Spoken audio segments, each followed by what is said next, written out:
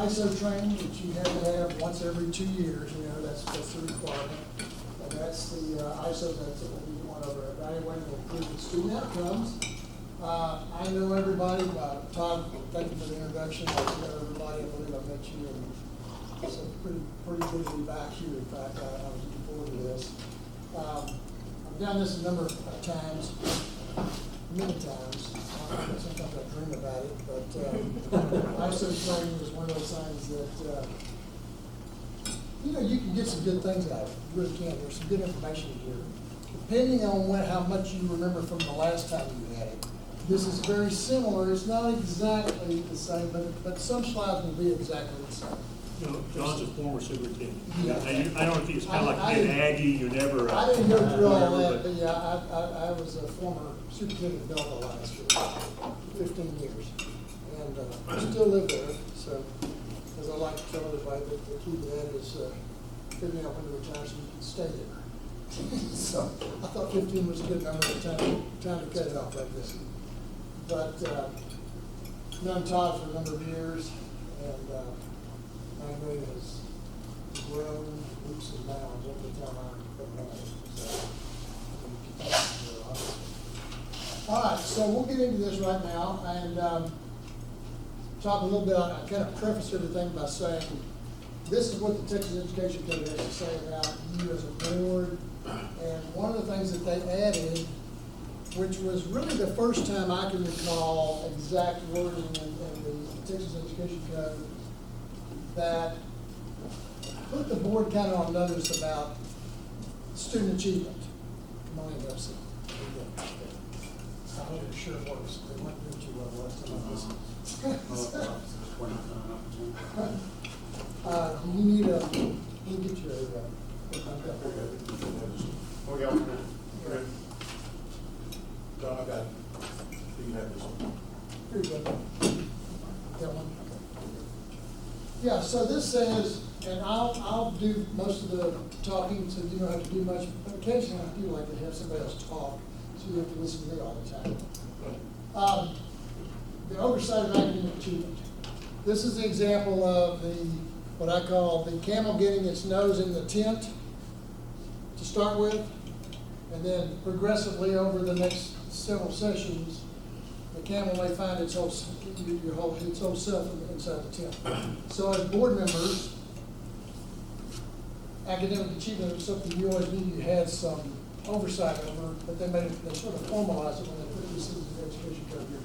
This was back during, you can see the 85th legislative session.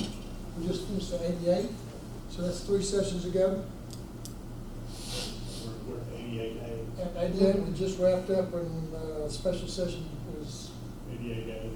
yeah, 88A. That's true. It was B, A, B, C, and D, or something like that. Could be. Yeah, they could be. But right here, the underlined part shall provide oversight regarding student academic achievement and strategic leadership to maximize student performance. So they put into words what I think we've always understood, not maybe in those exact words, obviously, but you've always had some oversight over academic achievement, but that made it somewhat official right there. So that's in the education code. Talking about, EISO has a lot to do with adult behavior. That's sort of the premise of a lot of this. There's what's called Lone Star governance, which I'm not here to talk about that, but some of this came from Lone Star governance, where the philosophy or the theory is, and I would say it's accurate. Obviously, adults have a lot to say about how your school system evolves, how it moves forward, or if it doesn't move forward. Because everybody that's in key positions in the district are adults. So does adult behavior in the school system influence student learning? Yeah, obviously. I would think so. Some research that we've had here, this is relatively new. 25, we've known for a long time teacher behavior has a lot to do. In fact, that's where the rubber meets the road, is in the classroom. You get those key teachers and those master teachers, people that you when you see them and you see what they do. Well, there's a lot of research on teacher behavior for sure. over the last 15 to 20 years, it's been pretty clear that, yeah, the leadership, the superintendent at the top of the district, the principals at your different campuses, those educational leaders have a lot to do with how your students progress academically and other capacities. And then this is more recent in the last 5 to 10 years. Whatever reason, it's not coming down. There it is. School board members. Yeah, well, which is sort of evidenced by what you just saw out of the education code. That's a little bit of the research that probably went behind something like this. And why, we'll talk about that, but why, real quickly, why might that be the case? Why would school board members have some impact over academic achievement, behavior, things like that of the students in your district? Why is that, you think? Where are key decisions made? Right here. Yeah. You're gonna have a meeting at 6:30. I'm not sure what decisions you make there today, but along the way, early on in the year, throughout the year, end of the year, there are a lot of those decisions that are made that have a huge impact on the kids in your district.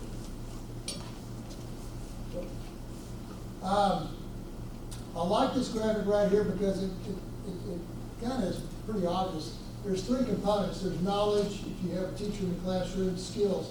You know, if you've got those 2 things, you've got a pretty good start.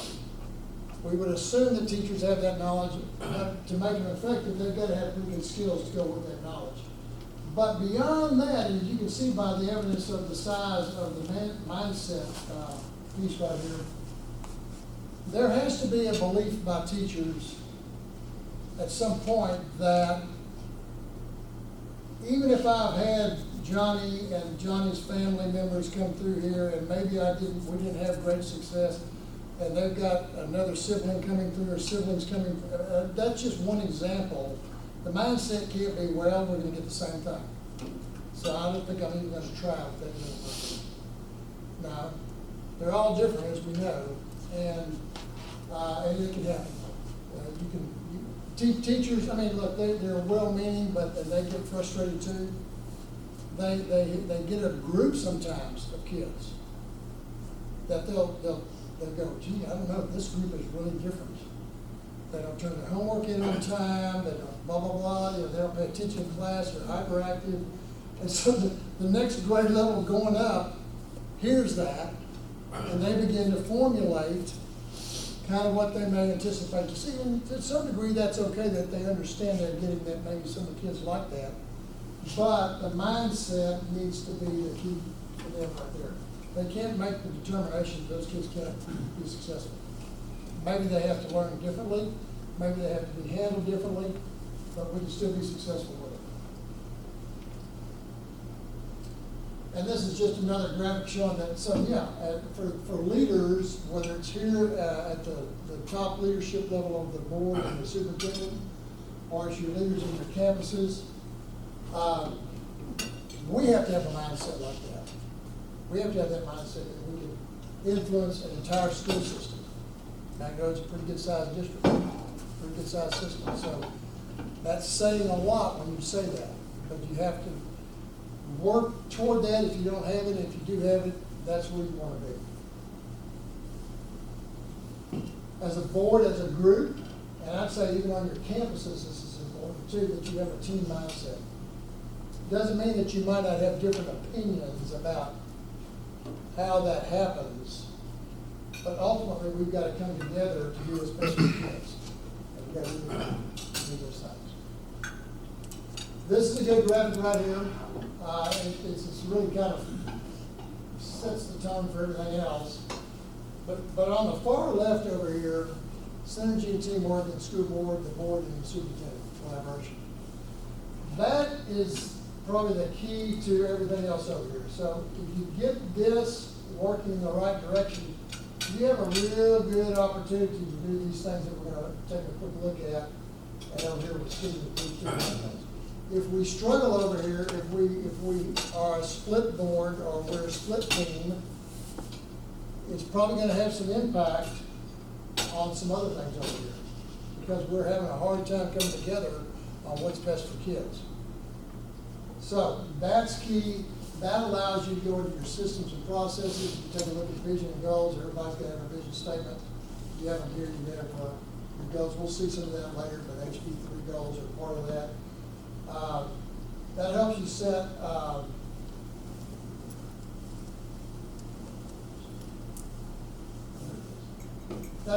your student outcome goals. And we'll talk a little bit more about that. Values, what are the values that you have in Montgomery? I was in Montgomery recently. In Magnolia. They're better than Montgomery. They're better. Well, but you've got to be, if you don't know what those are, or you haven't talked about them like this, sometimes it's a good idea to look and see and talk about what are our values, what are our belief statements that we have, our non-negotiables, basically. What are the non-negotiables that we have? And once you've done that, you can identify what they call these non-negotiables right here. And of course, everything's built around accountability in your school districts these days, and how we're progressing to become better at what we do. And so, board, your job, obviously, is to monitor that process right there. Once, the longer you're around those things we just talked about briefly, the easier it is and the better equipped you are to go out and advocate in your community. And sometimes that sounds easy, but you can get some difficult questions. You may not have an answer for the question that somebody has. And sometimes they're trying to set a person up maybe for a particular purpose, and maybe there's not a good answer but that's something you can get back to them on. But it does help you. The better you understand what's going on here, the better you can do these things right here. And then hopefully, and I'll say it this way, hopefully is maybe not the right word, you'll see improved student outcomes if you're really focused on these issues right here. You will see some improvement. Why? Because your students feel like they have people that are standing up for them, that are there, that believe in them. Those values are things that are communicated, and they're something that I've seen schools where the vision statement is posted in every building. Maybe other things are posted there too. You have to decide what that might look like. But the more they understand what the expectation is, the better this is going to be on this side right over here, which I'm not doing. Yeah, we're going to get a better outcome right here, better student achievement right here. So that whole graphic right there is a good one. It kind of summarizes a lot of things that as board members you want to pay attention to. And if you want to comment, by the way, don't hesitate to do that. If you have questions, remember we do have to be out here by 6:30 to 6:30. If that, we're going to put you on the agenda. Inputs, outputs, and outcomes. I apologize, I wiped my eyes. The allergies are just tearing me up right now. You may have seen this. Have some of you seen this before? Inputs, outputs? Yeah, okay. And I know that, tell me your name again. Jordan. Jordan, yeah. Jordan, you have not seen this, right? No. So this will be new for you for sure. And it's a good reminder for everybody else.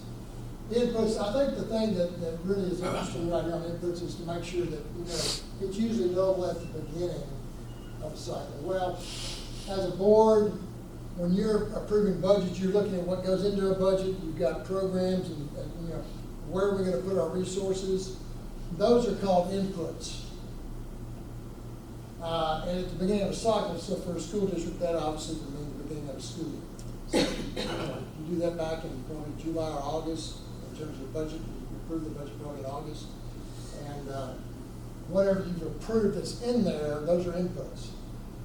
And then just as if you were in a novel, it says usually novel in the midst of a cycle, just as if you were in some sort of a game, whether it's a volleyball game, a football game, or basketball, or you name the game, you're not going to start a game and never look at the scoreboard until the very end, until the game's over, and just kind of coast through the rest of the game knowing exactly how you stand.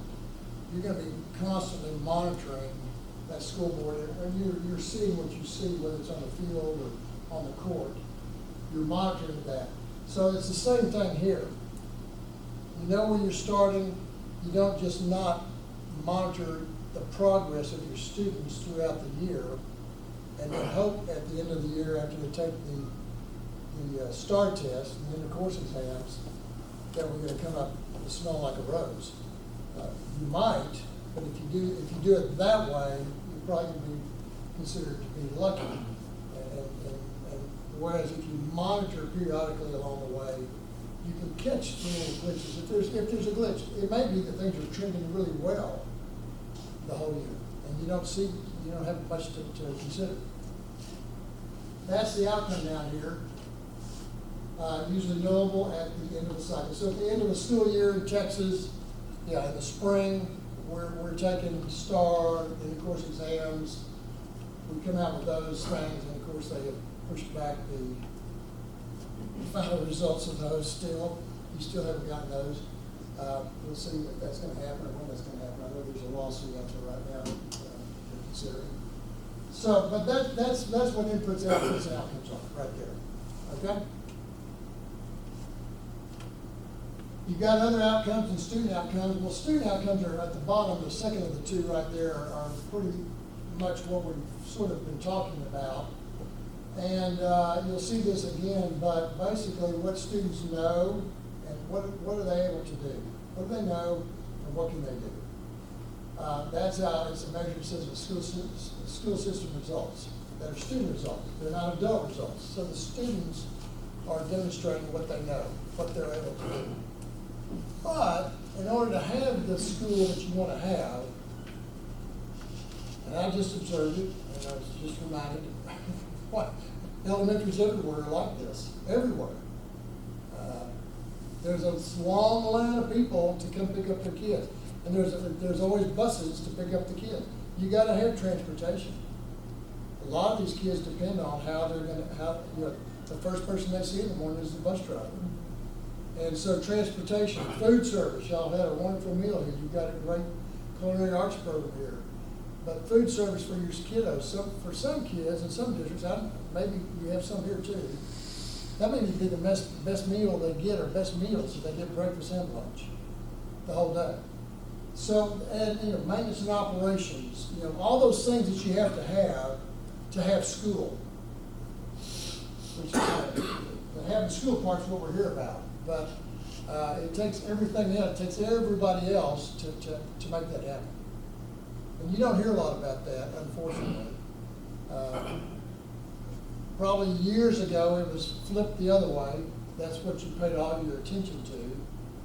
And along with the fact that you hope kids did well and you did what you did, that has changed for the better in terms of accountability. But I think maybe some of the collateral damage is we don't spend as much time or attention, or we don't hear about it, let's put it that way, at the TEA levels and other levels like that in terms of the other things that you have to do. A lot of your budget goes here. All right, accountability. This is just showing you things you already know. There's the TEACS right there, Texas Essential Knowledge and Skills. You know that. The STAR, which I just alluded to, of course, tests what's being taught here. And then, of course, ultimately that all translates into A through F, which has pros and cons to it. So I'll leave that as a side note and leave that up to you to figure that one out. Accountability is important. I think everybody realizes that. It used to be that was a word everybody was kind of afraid of. I think over the last 10, 15 years, that's widely accepted. Accountability is what we're here for. We get that. A couple of examples from the actual test. This is one that's actually it's a newer one of the two that's included reading language arts. And you can see this is third grade, 3.7. So it's supposed to be third grade about 7th month, we'll say. So toward the latter part of the year by this time. And the teeth that you're dealing with.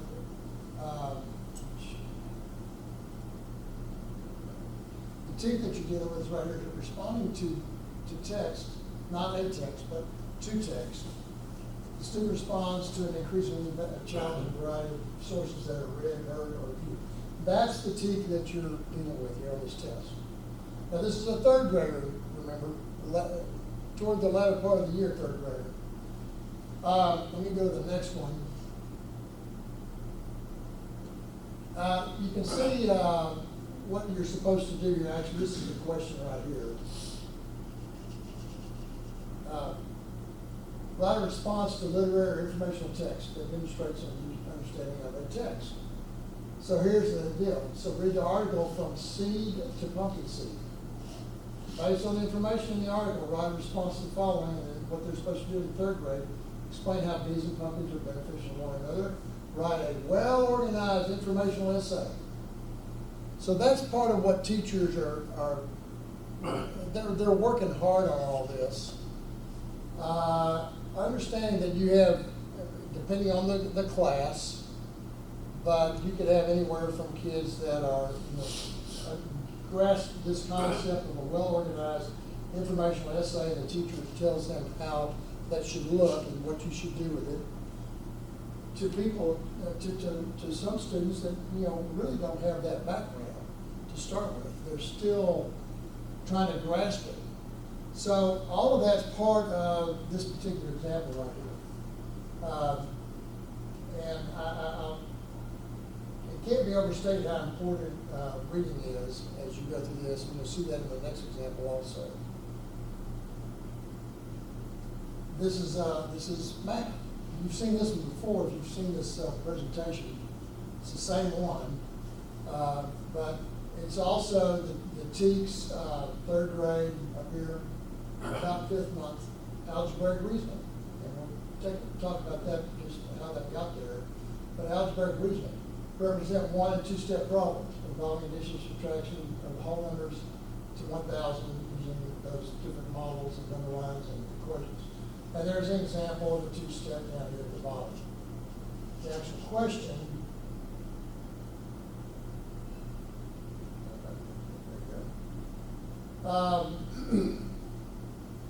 is right here. The letter right in the middle, actually the screen right here. Actual start question right here. Someone read that if you would. An art teacher had 736 crayons. She threw away 197 broken crayons. Then she bought 150 more crayons. Which equation shows how to find the number of crayons the art teacher has now? Okay. Try to put yourself in a third grade body, depending on, again, what they've been exposed to, what they understand, but what's really obvious as it was before, you would expect it on an ELA question. Math, what's obvious here? What should they be able to do first? For sure, yeah. They have to read, and they have to be able to understand how they're supposed to break this down so they can actually get to the math of the problem itself, which ends up, I think, being big. Is that correct? That's right. Third grade kid, if they don't read well, they don't comprehend well, they don't understand how to break that question down, they're going to have a struggle with that. Now, a lot of teachers do a great job. They've prepped them for this. They've gone over these STAR questions, and this is one that's an old one. They have examples from release tests that they can use sometimes. But nonetheless, and later we'll see the science of reading on here, you can see why reading is so important. And by the way, this is my 48th year I'm in right now in education. Reading has always been an issue. And Todd, you know that. I'm sure some of you know that, maybe all of you know that. The same things we're talking about now are the same things we were talking about almost a half a century ago. Maybe we were saying it differently, but it was basically the same thing.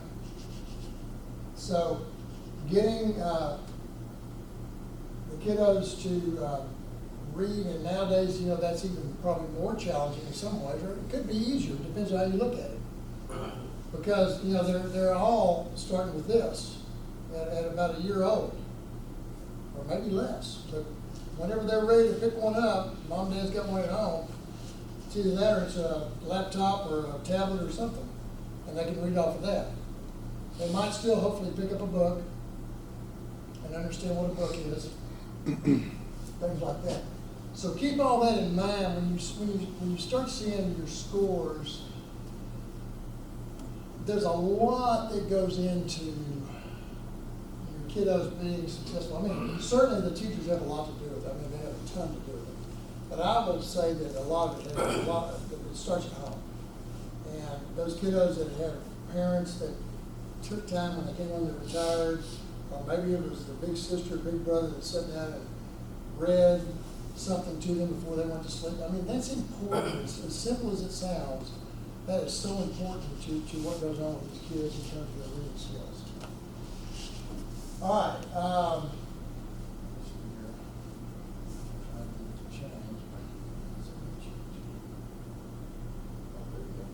Okay. So STAR, this is just showing you what STAR, I think you've seen this before, what it's designed for, what it's not designed for. You know, it's obviously designed to measure students' mastery of the TEKS. It's not designed for, is it a battery thing, I wonder?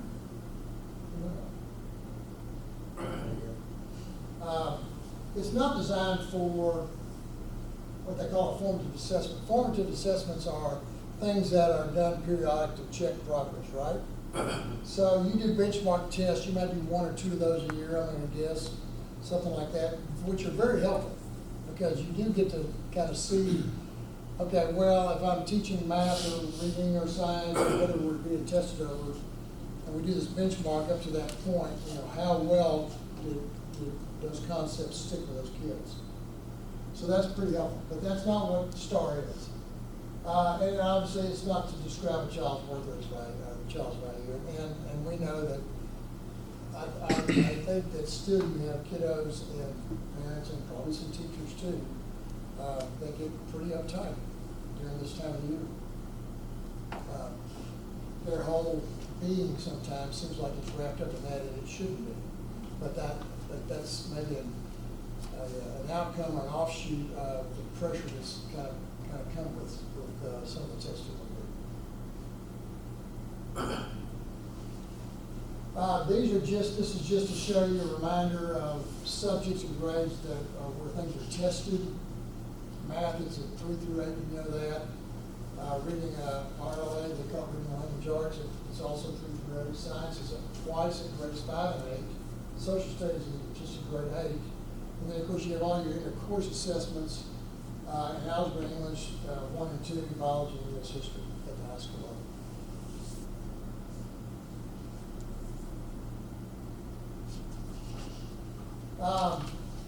This is a graph. You may remember this one if you've seen it. George, you haven't seen this one, but this one's all about alignment. And the TEKS, the Texas Essential Knowledge and Skills, that's our scope and sequence for the whole entire state of Texas. And the importance of that is if I'm in Amarillo as a student and my family moves to Magnolia, let's say, there's at least a better chance. It won't be perfect because not everybody's exactly at the same place all the time. But maybe you're hopefully within the same range of things that you were doing in Amarillo when you get to Magnolia. Maybe you're in a different point of that instruction. But probably you're going to be pretty close. You don't have to follow the scope and sequence exactly, but you should follow it pretty closely. In other words, there's some room to move a few things around in there. But that's what the TEKS are. That's your scope and sequence. That's the things that they say are supposed to be taught. And as it says down here, in Texas, it's what is expected. They're expected to know what are they able to do, which we saw earlier. The STAR is in alignment with that, meaning that this test, and end of course included, is testing things that are included in the TEKS. So you don't have a test just sort of randomly testing things that we think should be tested.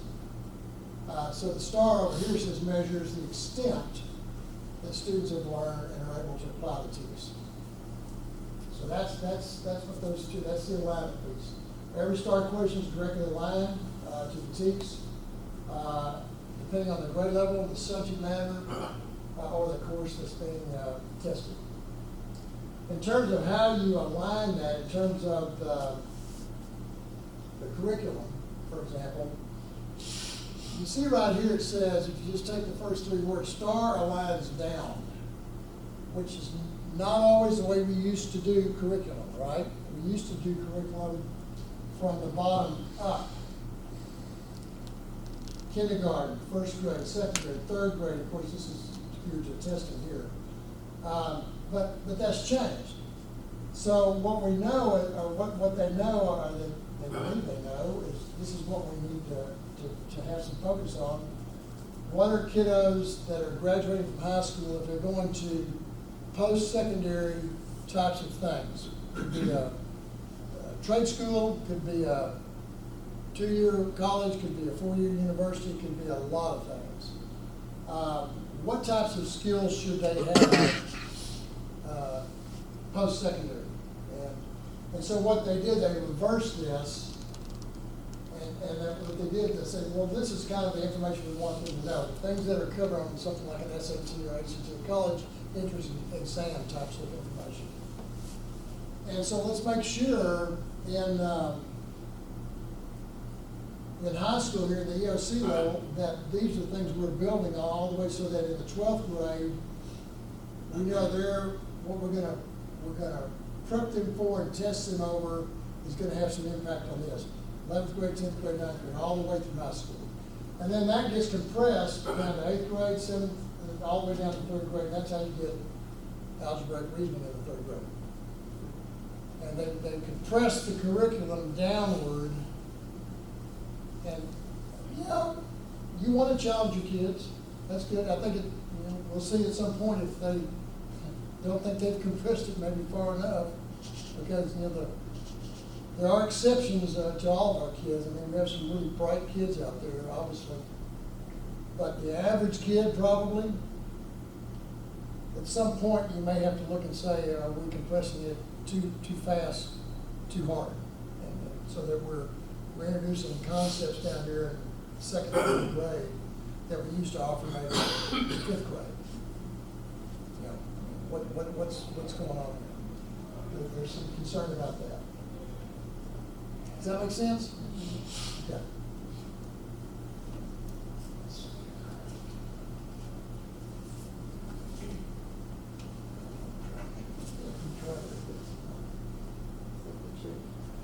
I'm not seeing it. Well, I did. I can't do this. Well, this is what we used to look like. It says previously used star performance levels. As you recall, we had 4 of those, attributes and approaches and did not meet. That's changed a little bit.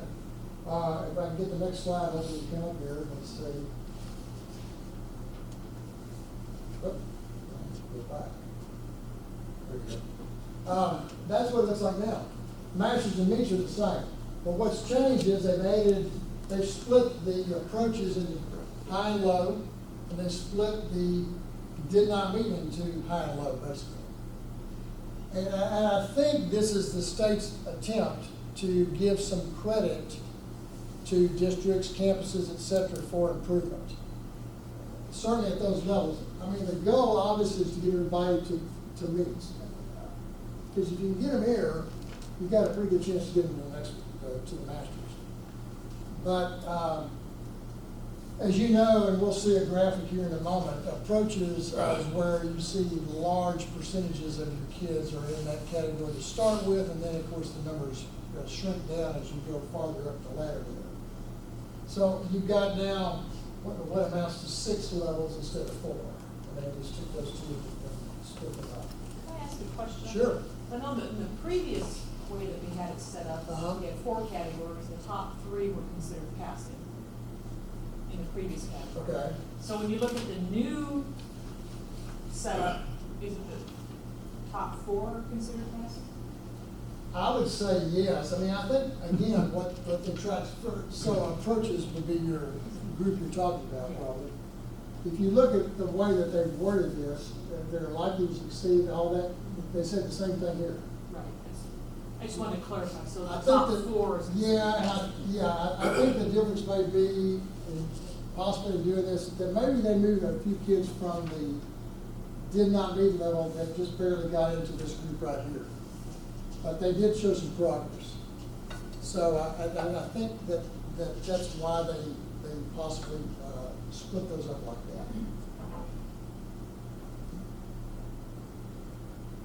that. And I think, you know, obviously approaches has to have academic intervention. The others are, you know, possibly you need some targeted or you don't need any at all. All right, so let's look at A through F. This is something that you probably remember. You've got 3 domains. It says combined for the overall grade. I'll say this, you do have 3 domains and all 3 are considered. But you're gonna see that among, as it says right there, the barrier of achievement or progress. So you'll pick from the of those 2. And in the end, you'll have that domain plus that domain for your overall A score. So let's take a look at student achievement. Elementary, junior high, or middle school, you see, no surprise there. Everything that you get there comes from STAR. Whatever they do on the STAR test, that's it. It's not attendance, there's not anything else. Cookie dough sales. Yeah, there's no cookie sales or candy sales or whatever. Volunteer, how many volunteers do we have in our school? When you get to high school, that changes. And of course, it impacts the district's overall score. But 40% STAR, you got another 40% that's what's called CCMR, military ready, college career military ready. That's what this represents. And you got another 20% that's graduation. The cohort group that starts as freshmen, how do they end up, generally speaking, in terms of graduation.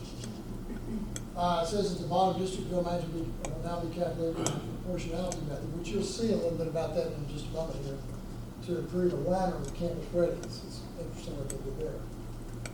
But that's what student achievement pretty much looks like. This is a change. Larger campuses contribute more to the district weighting. So, in this example right here, I don't know if this is a high school or not. I'm going to guess it could be out of all these campuses. But this campus right here obviously has the most. So they're going to have the larger impact on the overall rating of the district. If you look at that, there's 990 students that they got to be. And this is an example. You go over here, that's campus number 2. There they are right there, 990. And school rating 5, so, but proportionally weighted, they're weighed out at 41% of the overall score. And you get 34.9 points in the way this is set. Don't ask me how they do that. I'm not sure how they do that. Someone else needs to do that. Would you mind going back one slide? Sure. I hate to ask you to do that. With No, that's okay. This CCMR, Right. how do you quantify STAR, you quantify graduation rate?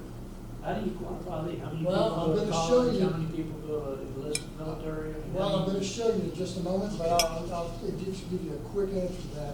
You're going to get points for certain things in here. And one of the things you're going to, I want you to understand is that individual single points add up. Half points. It's when you get 0 points for a student, especially in this area right here that you're talking about. When you get nothing there from a student, that's what kind of can hurt a campus and ultimately hurt a district. And you'll see that in just a moment when we get to that. That's a good question. All right, so this is important. I hope, and you can see what happens here. They were a B. The next highest campus was this one. It was a B. And then, and of course, it was a 334, so they had 13, weighted at 13.8%. They got 13 points. Anyway, they have points are proportional to the weight. They add it up and they get a 79, which of course would be a C in the current A through F ratings that we get them. But that's interesting to note. You need to remember that your larger campuses will contribute more to the district weighting discovery. All right, this kind of goes to your question. Was it weighted just by number of schools before, as opposed, that's weighted 100% on the student population? Yeah, I mean, it was weighted based on, not the size of the district, but on in other words, I'm not sure if I'm gonna answer your question appropriately. You're saying, was it weighted differently before? Yeah. Was it like each campus was weighted before, or, I mean, is that, like I said, that's just, Well, that example right there is based on percentage of the population. Yeah. falling to. you're right, yeah. And I think what they're trying to say here is a good question, larger campuses. So if you have a larger campus, you can contribute more. I don't know how they actually factored in a larger weighting, but there's a larger percentage of the weighting is gonna go to those larger campuses than they used to. Was it even factored before though? No. There's the Right. hand right there. It was just, Now you got an A or a B or a. Yeah, it was, so there is no longer a district score that we get. We are now accumulation of all the campus scores all put together. So we used to get a campus, we would get a district score for domain 1. That was all the school, all the kind of stars testing, like one big pot. Now it's, they're on their own, and they're in the pots times that multiplier. Yeah. So,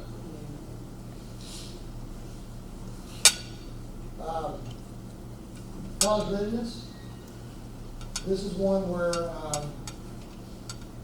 in college readiness, in career readiness, and military readiness, this year is right there. The thing to remember here, and as we show this to you, is that your graduating seniors, they don't have to check every box on here, or check every box on the next one, or the next slide, for military readiness. They just have to get one box checked. One box checked, and that gives you a point for that student. If a student, for some reason, has not done any of the things you're fixing to see, and you can't, they cannot be awarded a point, that's a 0 point for that graduating student, that can impact negatively a campus. So in this case, one of the options they have, if a kid, say, is gearing toward college, and that's pretty much the path they're gonna take for post-secondary, there's 1, 2, 3, 4, 5 different ways they can do this under college readiness. You can take what's called the Texas Success Initiative, the TSI criteria, and that's in reading and math. That can be done through the SAT, ACT, or what they call the Texas Success Initiative Assessment, or a college prep course. So if they do well enough there based on what that criteria is, they get to check that box, and that student gets 1 point. Let's say they don't. Let's say they go down here and they were in AP. Meet the criteria of 3 or on advanced placement, or if you have IB, I don't know if you have IB or not, but if you do, 4 on an international baccalaureate exam. If they're in that mode right there, possibly they get the point there. They can also, if they took dual credit, a lot of kids take dual credit courses now, 9 hours or more in any subject it says, or 3 hours or more in ELA or math. That might be a box, so to speak, they can check right there. Some districts, there's not very many of those. There's a few around the state where you can earn an associate's degree. Don't know if that's the way y'all are set up or not, but 60 hours, which is a lot of college credit. That's a possibility. The last thing is they can complete qualify for college credit in any subject, what they call an on-ramps course, which you probably have, that's through the University of Texas, I guess, yes. You can take those. So, in this particular area right here in the college readiness, a student that meets any of those I just mentioned qualifies for 1 point. They also can earn some extra dollars for your district, for your campus and your district, down here under what they call the CCMR outcomes bonus. And the criteria for that is they have to meet that TSI, we saw their criteria, in reading and math on one of these exams. But they also have to do this. They have to earn either an associate's degree or they have to enroll in college by fall, after graduation. They've kind of cleared some of this up. They weren't real specific when they first came out with this, and I think that led to some inequities across the state. So they've put some more specific language in here. So enrollment is great, but it needs to be, in order for you to get the outcomes bonus, they've got to do both of these things here. And I'm going to say that the amount sometimes is in the $5,000 range. Students can earn by meeting those things. You'll see a slide toward the end, actually, that suggests, for CCMR outcome bonus, that really probably might need to be your standard anyway, but hopefully you're gearing your kids toward that standard anyway, whether they get it or not, but that's what you're shooting for. Here's the next group right here, career readiness.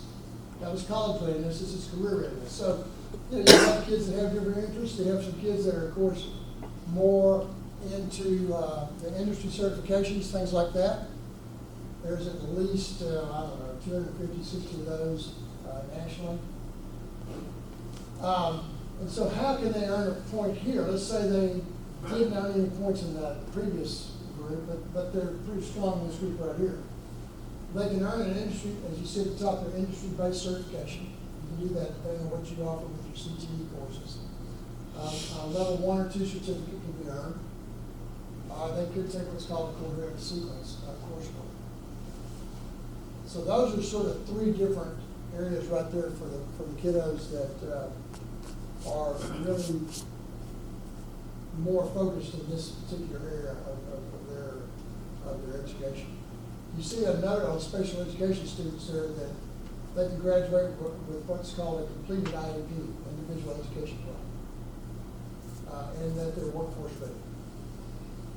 Or they can also, because they're a different degree graduation, they can graduate under what's called an advanced degree plan.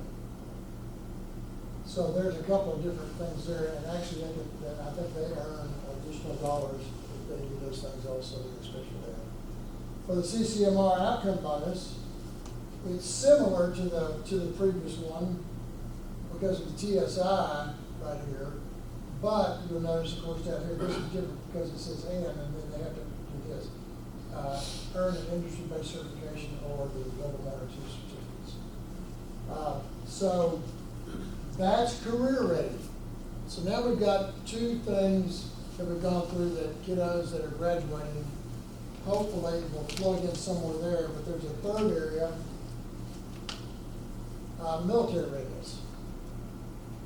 You'll have a handful, depending on the district. Sometimes it's a larger number than others, depending on where they're located. But you'll have some kiddos that obviously are going to meet this criteria. It says enlist in the armed forces. That's different than what it originally said. You may recall, I don't know, but it originally said that they were interested in enlisting. Well, you could probably imagine the problems that maybe arose with that.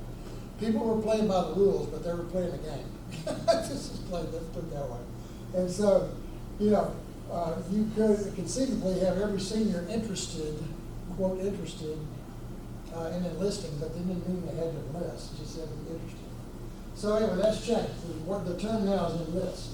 It's Air Force, Army, Marines. They've added the Coast Guard since this first came out, and of course the Navy.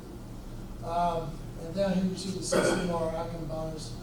They have the ASVAB, which some of you may remember. I recall the ASVAB. We used to get the ASVAB to all of our seniors at one time, years ago.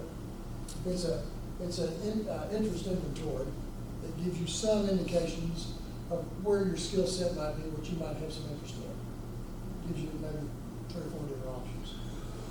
So you've got to pass that, but then you also have to enlist in the U.S. Armed Forces after graduation. It can be the next year or 2 years later. It's gotta be, you know, according to this, it's gotta be after graduation. So that's your third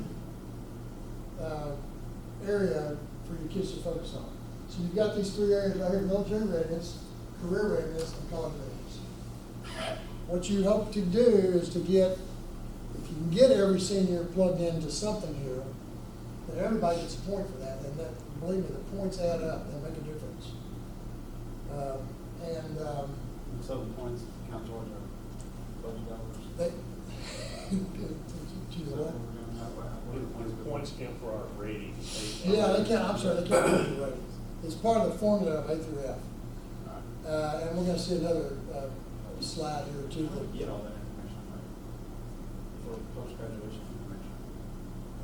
So when they enroll, that information is logged in by the higher ed coordinating board. It feeds back to the school districts that they enroll to, but that is behind. I mean, so our ratings Yeah, are based on it is. kids that graduated, It's a year. 2 years or one prior year then. So this year will be based on the class of 21? Yeah. No, 22, excuse me. 22, yeah. Yeah, so, and, Right, if we don't know it, we get screwed up. So- And money, it takes a year. so I don't want to steal any of John's No, that's thunder, okay. he may even have something. So this, all these, how all those points add up to earn you an A in your seat for your schools and eventually for your school district is what right now is in flux. And that the commissioner is deciding we're gonna change something. It really hadn't changed the whole components of it, but it's really about The cut scores changing the change. cut scores.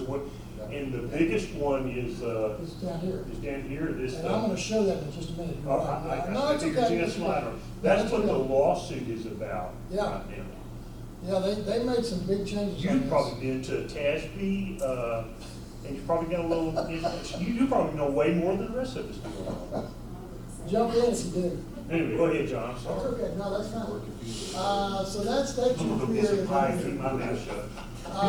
So that was student achievement. Now we're gonna go to skill progress. Remember, you get the better of these two. And in skill progress, you actually have two different routes you can go here, okay? And we're gonna look at those. So I give you some options here, I guess it's fair to say that. This is another one of those points-based deals right here. This one is another one that's important. Just as the points were a while ago, and your three different categories you just saw, on the skill progress, this is the academic growth model. This is the previous model because it's got 4 different areas, right? So if we go to the next one, it's basically the same, but it's a little different. It's got the, it just shows the 6, this split up, this split up. But if you go back to this one, just so you can see better, I think what you need to, I mean, the important thing to note here is this. You hope you don't have any students, or you want that to be as minimal as possible to have 0 points. Preferably, you'd like to see everybody get 1 point, but let's make sure we hopefully get at least a half a point per student, on our students. Something, because you can see here, now this is, again, based on the 4, but if you were taking the next one and cut this in half, it would be basically the same thing here and here. This is approaches here, this is in 3rd grade. This is where approaches here, but if I go where you see the green lines going, where it's predicting I should improve to, or where I actually go, which is meets and maybe masters beyond, you get a point for that. And those are big points. When I first started this, I didn't really understand that those points are so important, but they are. They're huge. Because the system really is rewarding, if you will, students. It's a way to reward the students in the campuses if they have hit the needs category, maybe they've met, they hit where they're supposed to have met their growth pattern that was expected right there. But there are no points if they go from does not meet low to does not meet high. What if they move from low to high? Well, It they still don't does not show meet. that, it did not show that, but I'll show you what it shows here. I think if you're in high does not meet, or low does not meet, you go to high does not meet, I'm seeing this as being the same, because this is all in red right here. It So they doesn't wouldn't say consider that. that growth. Pardon me? So they wouldn't consider that growth. I don't think there may be some growth there, but not the growth that they're expecting. They get a half point in the new system. Are they still getting a half point now Yes, on sir. this one? That's correct, half point. Okay, well, they don't show that here. I do From know low to that. high, they get, And does not meet, yeah, it's a half point. Can I? It's a half point now? Because Yeah. it's not a half point over here. In the new one, And the new one, Yes. you're saying the new one it is, okay. yeah. Just something that's board members maybe, good point to know, honestly. But you're already kind of seeing, this is fairly complex, keeping track of who's earning those and making sure that we are applying traction to the ground in the right places to get the most gain. Brandon Garza is absolutely amazing. Okay? I want y'all to know that. And we realized real quick, we had to have somebody that knew this in and out, just like TA knows it, and we needed to institutionalize that with our counselors, our teachers, our administrators. I hate to say it, but there is somewhat of a game to winning this. I mean, let's put it like this: if you don't follow some of the rules of some of these things, John, you lose points, and also you're not getting rated for potentially what your kids, particularly if you're just not getting that stuff in and logged in for the certificates or the other things. And Brandon's done a fantastic job of helping us, but we make some big gains in it just because we started making smart decisions about how we got credit for some of this. Anyway, That's great, and really, that's the key, what you just said. Because I it have was to- I before, have to live with it it now was for the rest before, of that, yeah, TOS was that Yeah. way, tax was that way. You figured out, what was it they were looking for? I mean, we know what we were trying to do with our kids, but what was the test looking for? What was the state looking for? How are we gonna benefit as a district? And I know you use the word game, and you don't wanna use that word, but there's an element to that. And the only word to use is game, because you're trying to figure out, so, how is the state, because they're playing a game with us. The truth of the matter is, they really are. And if we don't understand that we've got to step up and do the same thing in order to understand what he just said, which is great that y'all have someone to just immerse themselves into this and understand it like the state understands it. Because they have people every day, that's all they do, is this. That's job security for them. And I don't mean that disrespectfully, it just is. What's the accountability as far as, we talked about, there's a feedback system from the colleges or armed forces, whatever, even that data to us. And then when we report it to the state, or even straight to the state, or how is that accounted for, audited, whatever? In other words, how do we know they enrolled or they? Yeah, how do we know that they enrolled, or how does the state know that they actually enrolled? We didn't just say that they enrolled. Well, we know the Texas Higher Education Coordinating Board gets that data. I mean, when they enroll, they fill out what district they came from, and that's logged into the system. It's there. You can go see how many kids enrolled at whatever campus across the state of Texas. But they're going all over the country. Well, but we are judged if they're ready or not. Now, they may not go to school per se, but One of those it's, criteria is enrollment, right? well, it's, well, not like in The a 40. military is. Yeah, that one is for sure, yeah. Right, so how do we guarantee those numbers when a kid enlists, he goes out of state or whatever, I mean? So the only one that's based on enrollment is actually going to be the military one. We have to fill out some pretty comprehensive forms that verify that through recruiters and that kind of stuff. But as far as colleges, it's just, do they have the mark to be, are they college ready? And there's certain markers that, which he went over, that says, if a kid achieves this, then they are ready to go to college, whether they go to or not. So we're not judged on if they enroll in a college, it's are they ready to go to college? It's totally different. Yeah, I get that, I'm just curious what the accountability, You're not wrong, pick up on it, especially. Don't your counselors, Because it seems like- do they not, it's submitting to the state also, For which part, sir? for their transcripts. That goes to, transcripts is reported, I believe, isn't it? Not for accountability. Council, Mm-mm. Not for accountability. no, well, maybe not, yeah, you're right. I just was wondering to answer his question. Now, the data is tracked by the colleges. Like I said, we do get That's what I'm saying. a report, but it just has Right. zero to do with accountability. Okay, yeah, it's tracked, okay. Yeah.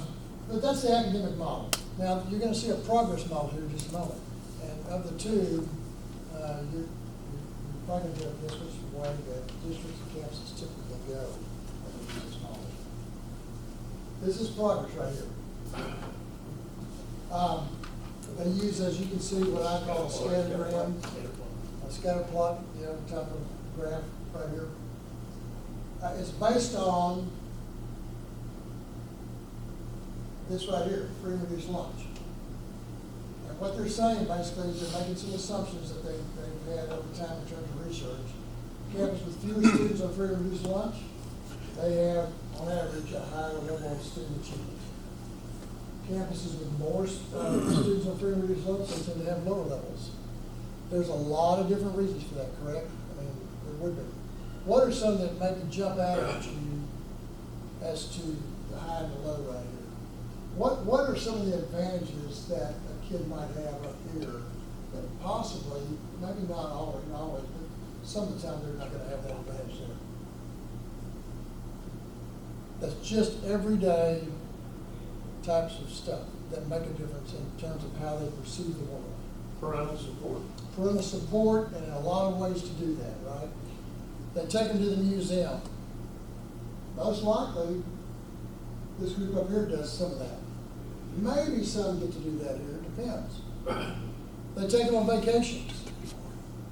Maybe around the state, maybe in another state, maybe they go overseas. Here, maybe, but likely, the kids I know that fall in that group, they may never get out of the town they grew up in, that they were born in. They may definitely never get out of the county they grew up in. So there's a big difference. It's like telling a kid to describe how to play a baseball game. I've heard that analogy before, and I really liked it. I can ask them the question to tell me how you play a baseball game. Well, if I've read, but I've never played it before, I can draw 4 bases, put the players out there, and say this is what a baseball game looks like. But if I've played it, it's a whole different feel to what I'm doing. I know why the players are where they are. I understand, how you move around the bases and things like that. I understand the concept of the game, so to speak. Well, that's kind of what you're dealing with here between high and low in terms of free and reduced lunch. No, there's always exceptions to that.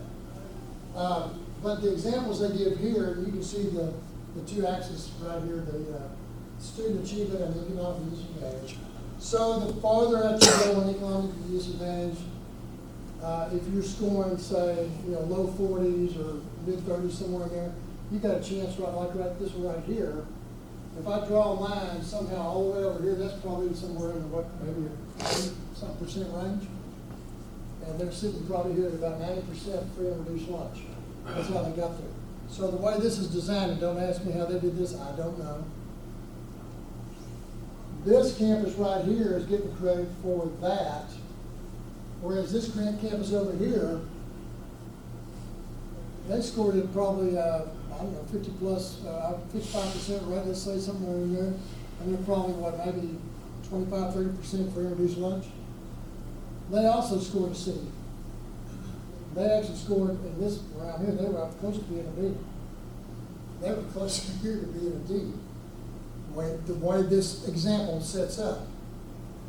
I know of a district, and I'm not going to mention the name, but I know of a district that has zero, they don't even have buses in their district. They got to score up here, and they do. They'll score 90%, 95% every year.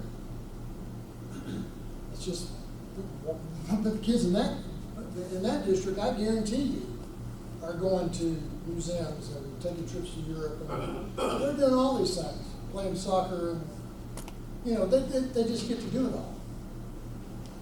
huge advantage, but this is the way that the state has determined to give some balance to that and reward those that are working, if you will, with more challenging, we'll say, students over here, that the free and reduced lunch kids. You have a much higher proportion of economically disadvantaged. So that's how you go. So basically between the two, between that and your academic growth model, which is, well, the one right here. So you've got your academic growth model. If you're showing increases academically on the test, you get to get some advantages there. A lot of districts and a lot of campuses will choose this because they're probably going to do overall better on that than they will maybe in terms of they'll have some maybe improvement in academic, but maybe not as much. But this is interesting right here. This is, again, one of the ways that the state, I think, has tried to, for better or for worse, has tried to grant some notice for these campuses that struggle all the time over here, the teachers that struggle working with these kids versus, let's say, a campus maybe that's a little more influential and has more assets, more resources to play with. That's how they've done this. And they basically offer free and reduced lunch. So that's your two options within the second domain right there, academic and relative performance. And you get to pick which one you want. Of these two, So it's interesting to note, if you have a campus that has a high population of kids that should be served by free and reduced lunch, and they don't sign up, you've got an issue. Correct. And you wouldn't think that thinking about how do you get kids to sign up for free and reduced, parents to sign up for that, had an impact on this, but it does. yeah, that's a good point. You really can't. When I was a principal at a campus, actually, I go back far enough where I remember we used to make announcements. It's time to sign up. To say, if you need help with lunch or whatever, we've got the forms. Well, obviously the kids were embarrassed, some of them were. Maybe the parents were. So we didn't, as he said, we didn't get them all to come up there. So what we ended up doing is when we started handing out everything, of course in those days it was by paper, it wasn't electronic, but every kid got a free and reduced lunch form. And that way, you send it back, great. And I think we got a little bit of response to that. But that's exactly right. The campuses that have that higher free and reduced lunch, if you're not getting those kiddos to indicate that, it doesn't benefit you on what we just saw here. So that, when you hear that term free and reduced lunch, it means a little bit more in that context. And they have to sign up for it every year. Yeah, they do it every year. Yeah. And of course, I think, I don't know if y'all may do this, but some districts, during COVID, of course, everybody got free breakfast, and about lunch, maybe lunch too, I'm not sure. And some districts have continued on with that at their own expense. There's some that have. All right, the third domain, so you've got the better of the two right there, and then of course within school progress, you've got two options there. The third domain is sort of non-negotiable, it's in closing the gaps. This, you may recall when we used to have two ways of assessment in terms of accountability. We had the AYP for the federal government, and we had our own, whatever we call it at the time, tax or TOS or whatever it was. That all changed a few years ago, obviously, thank goodness. We finally got the heads together, and obviously the federal government was adamant about this, so that stays in at 30%, and it revolves around these 5 different groups down here. As you can see, these are now called, they're not called ULs anymore, they're called emerging valley. That name's changed about 3 times. So that's IB kids. not Not kids. but 30%, so you get the 30% there.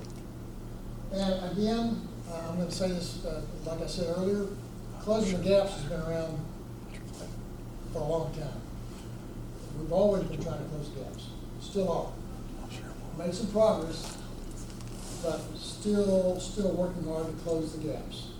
And you saw that free and reduced lunch thing, you can see why there's some disparity probably in some cases.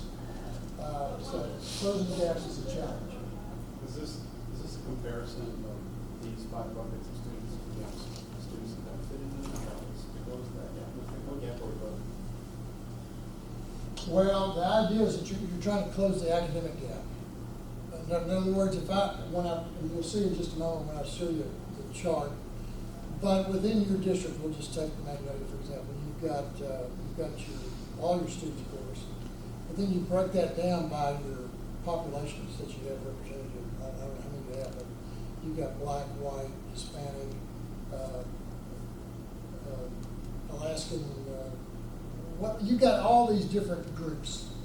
We used to call them subgroups with that. And so the idea is that you're trying to close the gap between your highest performing group, which is typically your white group, and the groups that fall below that. Now, that's typical. That's what the closing the gap is. The measure is you're trying to close the gap between the highest performing group, whatever that group may be, and the groups that fall below that. Does that make any Is that sense? prorated on a per group level? I mean, you got people that check multiple boxes. You have a minority special ed that's economically See that group right there? English second language. Right. Is that a special bucket gap or is that? I don't think Just they're prorated. pick which one they're in that's highest and there's the smallest gap? You're trying, no, the idea is you're trying to catch every student that may be in your school district in one of these bucket programs. In theory, this group right here, you're very likely, not always, you may not get 100%, but you may get pretty close. With economically disadvantaged, you may get a certain number of these students. And you'll see some of the same names in this group that you see in all these other boxes. You may not see them all, but you'll see a lot of them. So some people have targeted pretty much economically disadvantaged. What's that? I'm sorry. Yeah, there's some kids in this model that can either count for your accountability or against it multiple times. Yeah, they can. Yeah, you're right. Based off of. Yeah, and the idea though is to capture every kid at least once. Is the top group up constant or the school, if the district actually benefiting If the top group goes down, that's a Brandon Garza question. What's the question? I'm sorry. What's If that? the top What group defines closing the reduces gap? its performance? Well, they have certain markers for each of those groups that you have to meet, right? So, Which is like AYP. like for example, I'm still numbers. Like so, they'll say half your eco-disc kids have to get meets on the STAR test, and if you get half your kids to meet on the STAR test, then you get a point for that. And So target each testing time. correct. Yeah, and like now they've added like different layers. There's a current year, there's a 5-year, there's a 10-year layer. Closing the gaps is highly convoluted. Very- It's highly, to put it mildly. Yeah, and continue to enroll in mobile is challenging. Yes. If you're, 3 years in a row or something like Yeah. that? I mean, kids And then can you do 4 different boxes up there. I mean, Yeah. honestly, if they could, you race, special ed, eco disc, and EB all could be the same kid. Yeah, So exactly. they can hit you 4 times. 4 against you. But this is what had to happen in order to get it into one accountability system. We used to have 2. So the way it used to come out, I can't remember the order, but let's just say you got the state assessment scores back in the TOS tax days, came out and you were all happy because you did well. And the next week, you got AYP, you're in progress, you're in progress, which was the federal system. And maybe you didn't do quite so well because it was a different standard that you were operating under. Totally different standard. They didn't communicate at all. So it was really, if you got them both, you felt really good. But sometimes it was one or the other. And finally they came together on that, and Texas was able to work with the feds and get this one. That's a look at domain 3, close the gaps. Again, this is all your student groups. This one shows pretty much most of you probably got most all of these in your district, like most complete. Some of the weighting components over here. TELPAS is for your Spanish-speaking kids. First couple of years, they get to, take that test and they have to transfer over to the regular testing. In the end, it's the total targets possible divided by the total targets made. And that gives you an accurate breakout.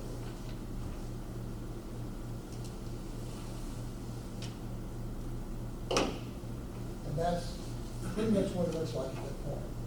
You're getting the best of, as we said at the very beginning, the best of those two plus that, 70% plus 30%, and that gives you your power.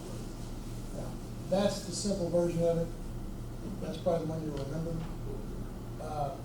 As Todd said, it's very convoluted. It's said that be very convoluted.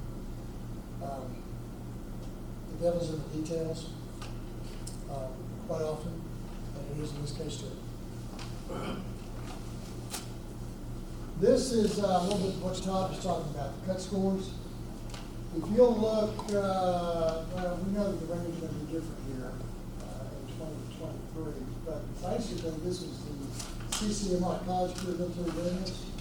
Points need to raise the bar to meet Texas's definition of excellence. That's what they came up with. And here's why they came up with that, because it says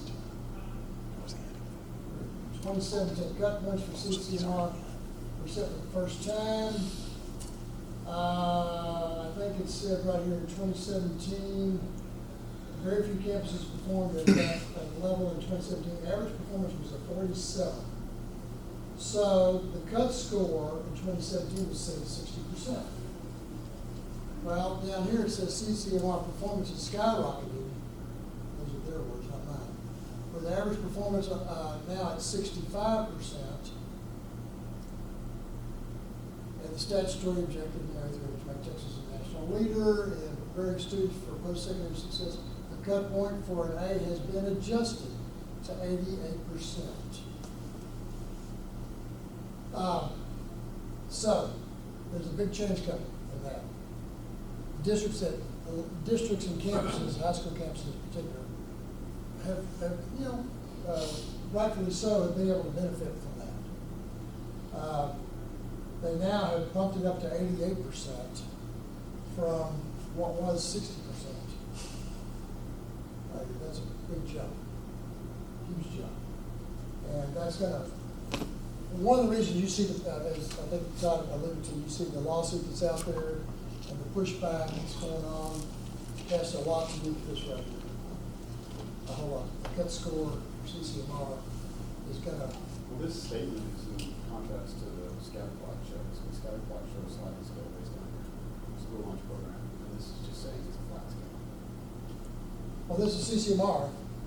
If you compare it to that, you're comparing it to that scatter plot. Scatter plot is the school grade score, right? Figure out the colors or whatever, and show the school lower percentage of Well, school. for that, you don't- can make like 88%, and the ones down below, you can make like 65%. You say a different, yeah. The CCR is Yeah. a component of that overall score that it's talking about here. It's not the entire thing. Yeah, so that, Step up was just CCR. The CCMR was the whole thing put together. this is right here is what you're talking about, right? Yeah. Start with It's a CCR. different thing. Well, so my way of understanding that would be, this is specific to domain 2, Correct. and how you look at domain 2, And the partnership is based on. which feeds into the overall, yeah. Where the CCMR is a different thing. Because you can, by scheduling kids in certain classes or them scoring on an AP or IB test or whatever, you can achieve a check mark in the CCMR lines. Remember, you had the in domain 2, you had the choice of just these two things, which is scatter plot, which you just alluded to, and the actual growth. And that's accurate. Scatter plot. So that is specific to domain 2. This was targeted to CCMR, which I don't think that domain 2 is targeted. If that makes sense. Domain 2 was star plus CCR. So is it, will we change all of that? Yeah, CCMR is part, you're right, star plus CCMR, if that's what you're looking at. If you go, I'll take that one back to here, so just so you can see this.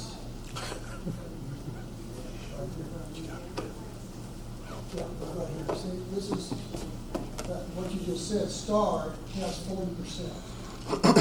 CCMR counts 40%, so see, they both have separate.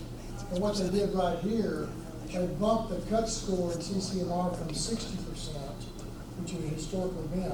I'm looking at it from a very late perspective. That's okay. Somebody asked me I know. what the school rating system is, A through F.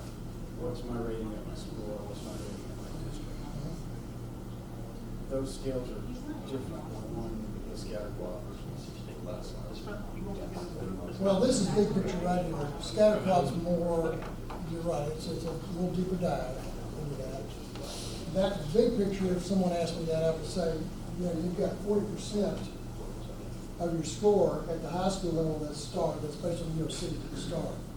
40% is based on CCMR, and you've got 20% that's based on the Comark group for graduation. Elementary, middle school, they just, it's total STAR for them. So if I was probably trying to answer someone, I would most likely go there. Now, if someone wanted to sit down with you, like yourself, and say, can you tell me a little bit more? Well, that's when you better pull that out. Sit down with them and say, let me show you this scatter plot for domain 2. You know, I can break it down. I can go deeper, but it gets more complicated. And one sort of, I don't know whether it's a knock or not, and a lot of people say, you know, determining progress in school should be complicated probably. But the problem sometimes, when it's simplified to an A through F, explain to somebody everything that was involved in that you want to know. It's not simple. I mean, it's not a simple answer to And the that. whole idea was they thought A through F would make it sense. It's like explaining school finance. Exactly. Yeah, and their rationale between having an A or the B or C or D is that that's easy to understand. Everybody understands It what was, an A it was or an F easier is. than saying exemplary or recognized or met standard.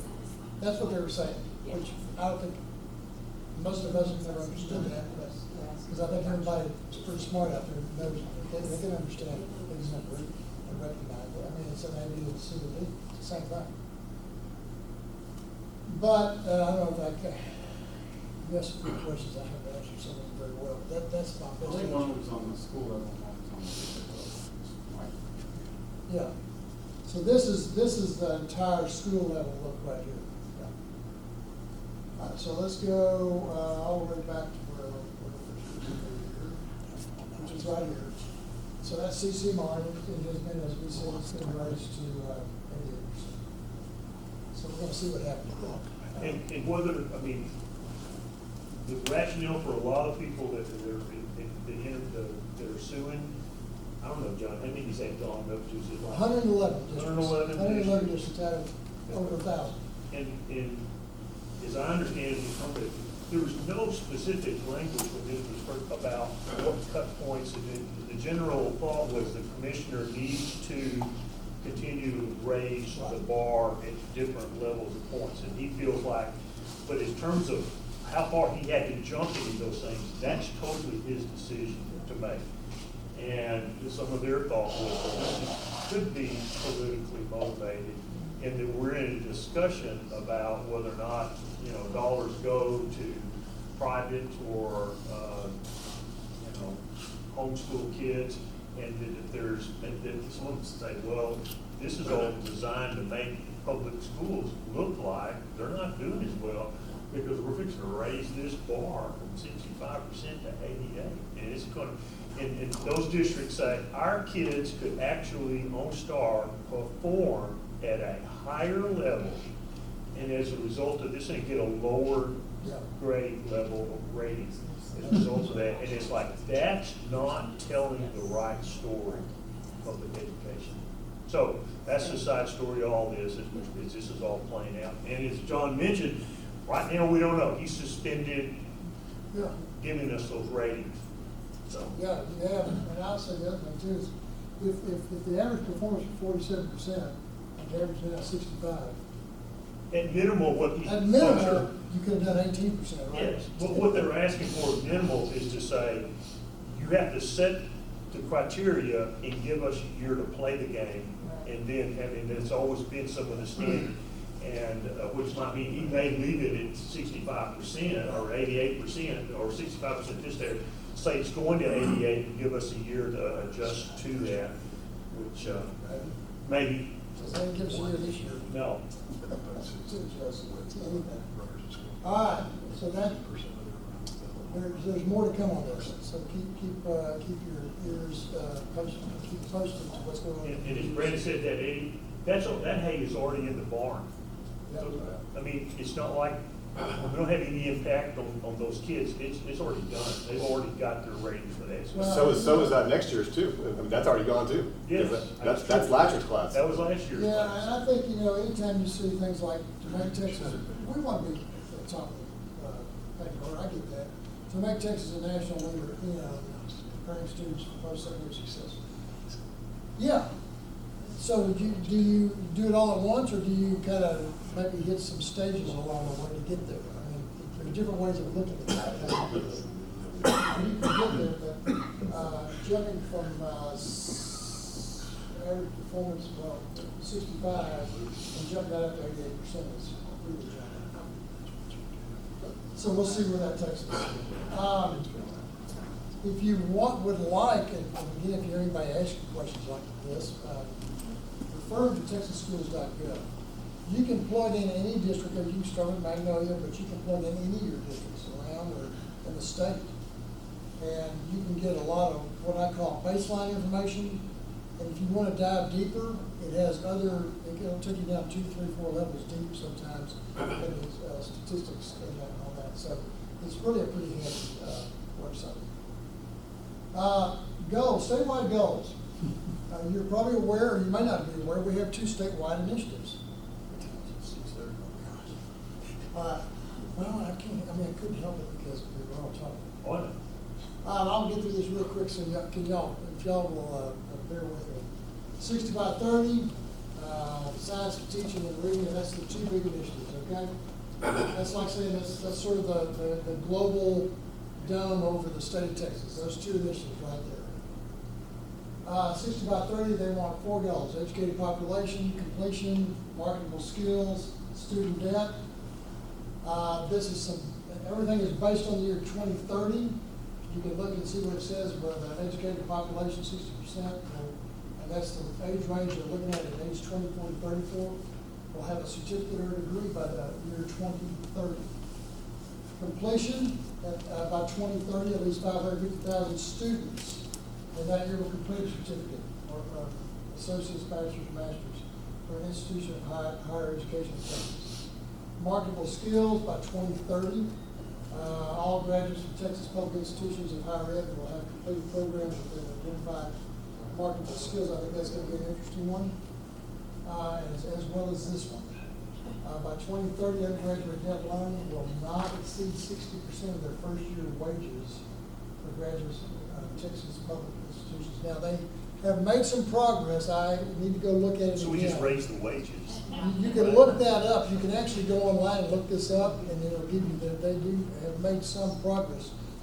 And not all 4 areas, but I think it may be 3 of the 4 areas they have.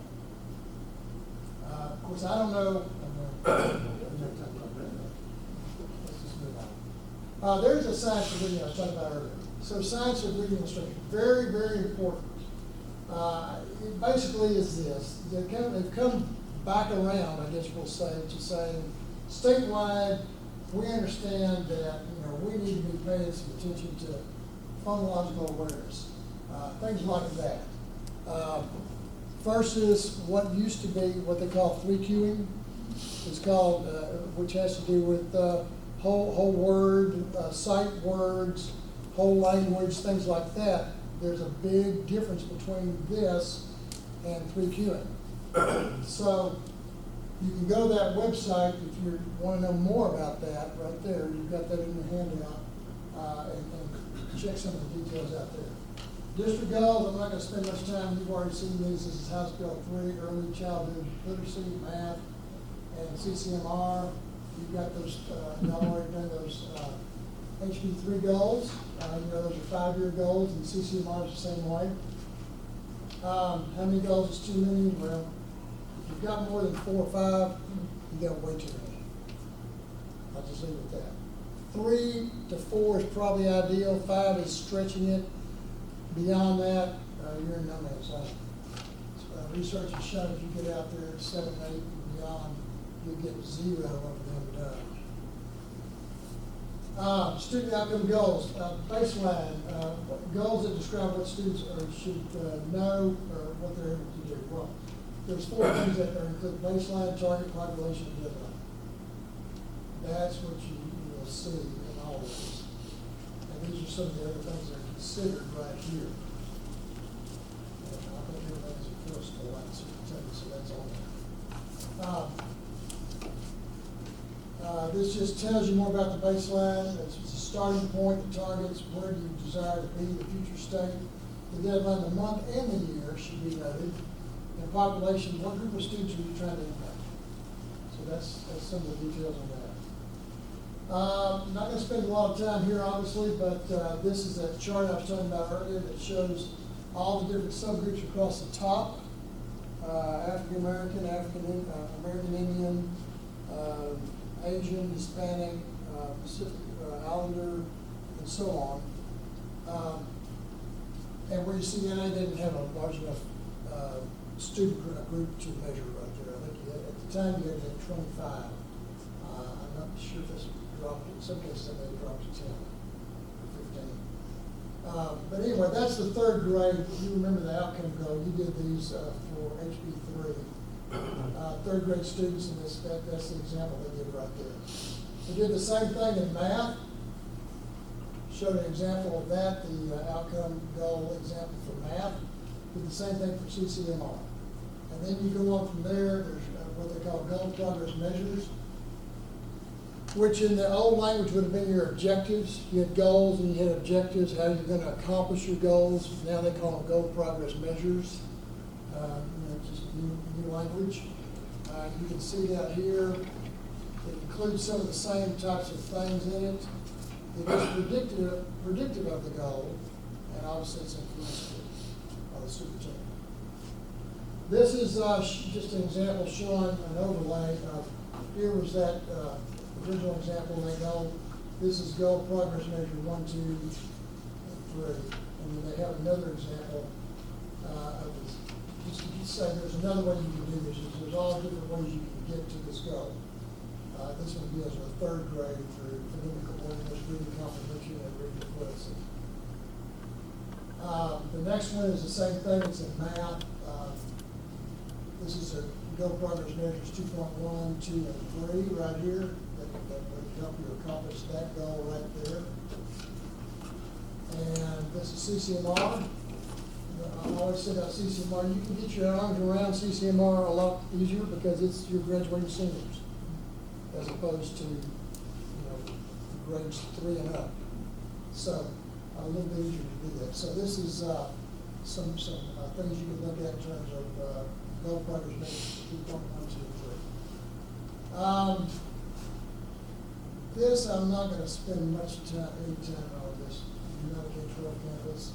You do have multiple elementary campuses. Obviously, each campus should be unique in terms of its goals, but they also should also fit into the larger district goals at some point.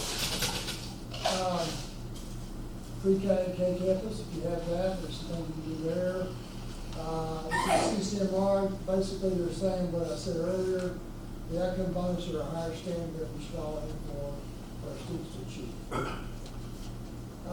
Monitoring report, you're going to have people come in, several people throughout the year, I'm sure, to give you reports. Those are monitoring reports, and that's how you help monitor what's going on in the district. Gives the superintendent also a chance to explain if there's any explanation necessary. Monitoring calendar, we gave you an example of that also, but basically this one is you monitor each student activity at least 4 times a year, so once a quarter, basically. Depending on how many goals you have. And that was the example we gave you of how you can do that. And this is the last slide. Student outcomes don't change until so that kind of goes back to what we started off with. All right. I'm sorry I had to rush, but I did.